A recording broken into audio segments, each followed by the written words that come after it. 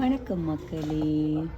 இந்த மல்லிகையிலிருந்து நான் கண்டு வெட்டி வச்சேன்னா அது அப்படியே எனக்கு நல்ல வடிவாக தளிர் விட்டு வளர்ந்து கொண்டிருக்குது. உங்களுக்கு நான் அதை காட்டுறேன். அது பூ கொடுத்தி வந்துட்டுது. நீங்கள் பார்த்தீங்கன்னா தெரியும். இது உண்மையிலேயே நான் இது பதி வச்சது. ஸ்ப்ரிங் டைம் வரைக்கும் நான் இதை வெட்டி இதுக்குள்ள வச்சேன்னா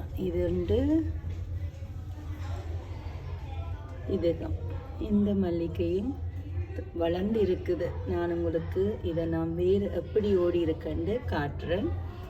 உண்மையிலேயே எனக்கு நல்லா ஹாப்பியாக இருக்குது. ஏன்னா இந்த மல்லிகை நான் என்னுடைய மரத்தில் வெட்டி இந்த மரத்தில் வெட்டி இதை பெரிய மரமாக இருந்துச்சு. நான் இதை வெட்டி ப்ரூன் பண்ணினான்.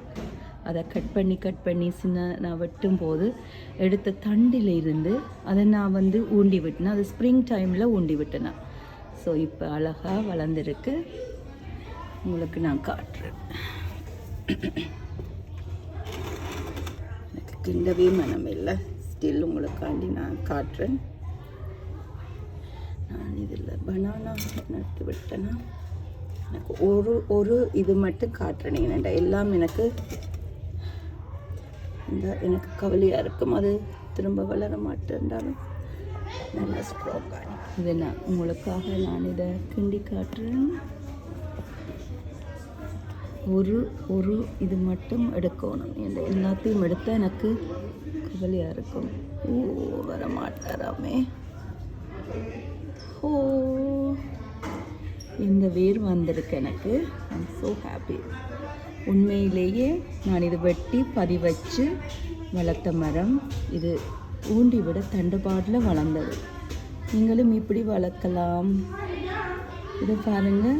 நான் இதை திருப்பி நான் நடப்போகிறேன். எல்லாமே உங்களுக்கு நான் காட்டி எனக்கு கவலையாக இருக்கும். ஏன்னா திருப்பி அது வளருமோ தெரியாது. எனக்கு ஒரு பயம் இருக்குது. ஆனால் எனக்கு இது வளர்ந்துருக்கு.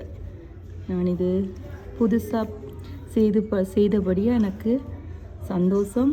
அதே நேரம் மற்றது கிளற விருப்பம் இல்லை. நல்ல வடிவாக அந்த தண்டில் வச்சபடியாக எனக்கு அதுலேருந்து பூ கொடுத்தி வருது. நீங்கள் பார்க்க தெரியும். So I'm so happy. இங்கே இன்னும் ஒரு பூவும் இருக்குது. நீங்கள் நம்புவீங்களோ இல்லையோ தெரியல. ஆனால் இது உண்மை. நான் இது தண்டில் இருந்து தான் இதை எடுத்து நட்டு வளர்த்தேன். I'm so happy. நீங்களும் ஸ்ப்ரிங் டைமில் நீங்கள் இதை வெட்டும்போது அதை நீங்கள் இப்படி மண்ணுக்குள்ளே தாட்டு விட்டீங்களன்னாலே உங்களுக்கு நிறைய உங்களுக்கு வீட்டில் நீங்கள் புது மல்லிகை கண்டை நீங்கள் வளர்க்கலாம். நன்றி மக்களே.